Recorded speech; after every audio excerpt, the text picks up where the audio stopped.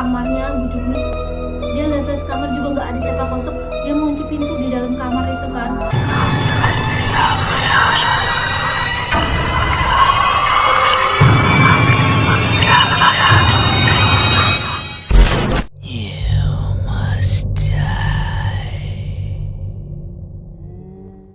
Halo, assalamualaikum warahmatullahi wabarakatuh. Apa kabar semua teman-teman? Terima kasih yang sudah subscribe, sudah like, sudah komen, dan sudah share di Facebook, Instagram. Terima kasih banyak. Sore. Oke, teman-teman, hari ini aku mau cerita lagi nih. Ceritanya ini datang dari teman aku, teman Facebook aku ya. Sebut aja namanya Mira. Disamarkan ya, karena beliau pengennya disamarkan permintaannya. Oke, ceritanya itu berjudul kontrakan baru. Kenapa sih ceritanya kontrakan baru? Kita simak aja yuk. Oke, gini ceritanya.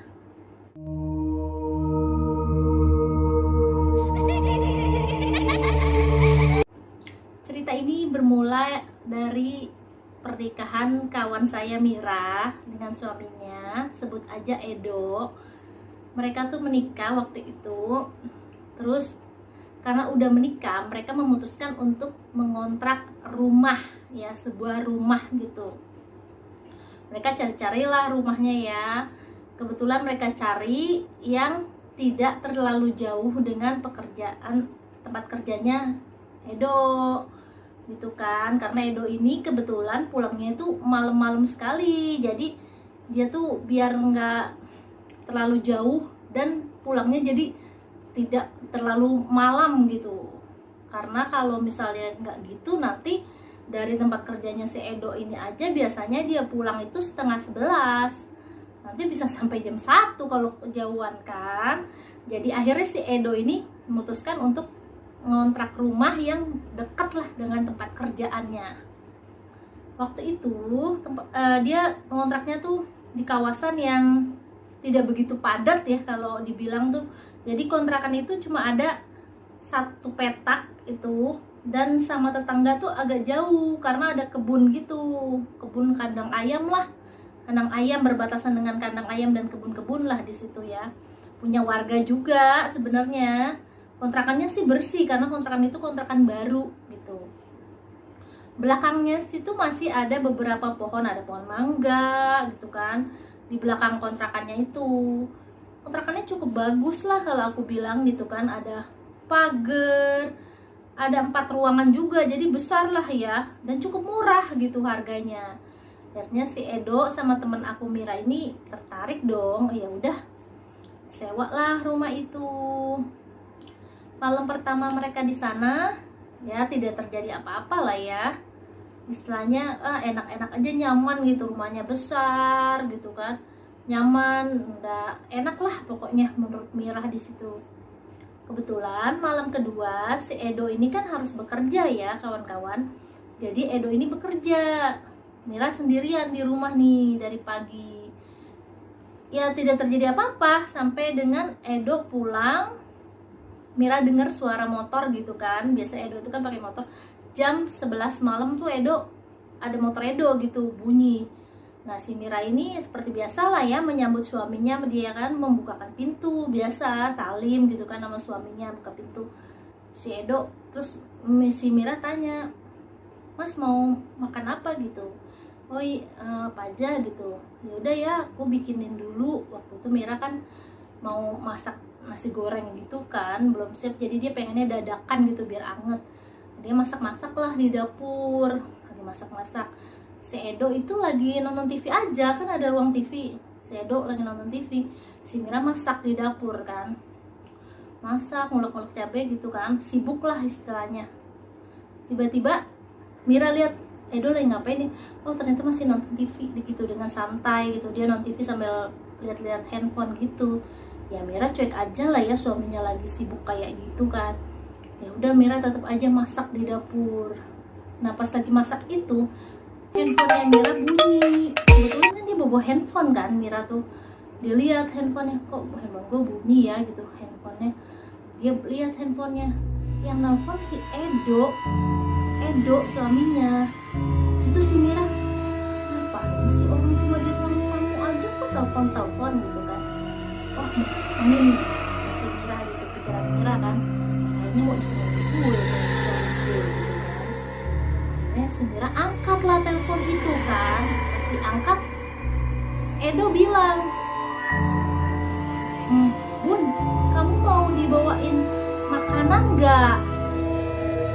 Aku kebetulan nih lagi mampir ke tempat martabak, katanya kalau kamu mau aku mau beli.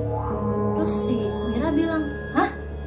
Gimana sih kamu ke tempat martabak gimana?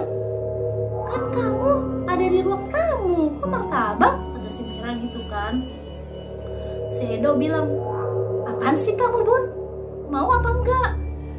Mira tuh nggak sempet lah jawab gitu kan, nggak sempet jawab itu karena dia udah saking takutnya, karena kan yang dia tahu itu Edo itu ada di ruang tamu waktu itu kan.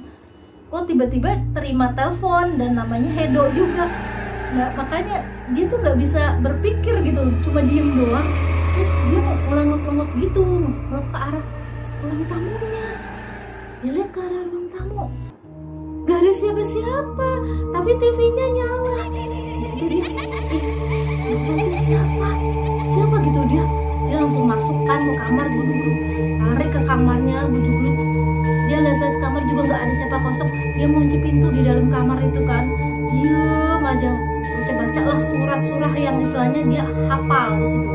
Dia baca di situ karena saking takutnya waktu itu kan, dia sampai gemeteran gitu kan. Gak lama suara motor si Edo itu datang. Edo suami asli gitu, datang lah. Assalamualaikum bun gitu kan. Lah si temenku ini si Mira, aduh itu Edo beneran apa bukan ya gitu kan. Assalamualaikum, tapi Mira tuh memberanikan diri akhirnya untuk buka pintu itu kan. Terus dia buka pintu, si Edo bilang, apa sih Bun, ini martabaknya? Edo gitu, kamu baru pulang? Iya baru pulang, soalnya ada lembur tadi, lembur bentar, kata si Edo. Ih kamu gimana sih, kenapa gak bilang? Kata istrinya gitu kan. Terus kata si Edo, kenapa sih Bun, ada apaan sih gitu. Akhirnya Mira belum berani cerita gitu kan pas itu. Besok pagi aja deh kata si Mira, aku ceritanya gitu kan. Akhirnya si Edo penasaran, ada apaan sih Bun, ada apaan sih gitu. Tapi si Mira nggak cerita tuh karena saking dia takut pada hari itu kan.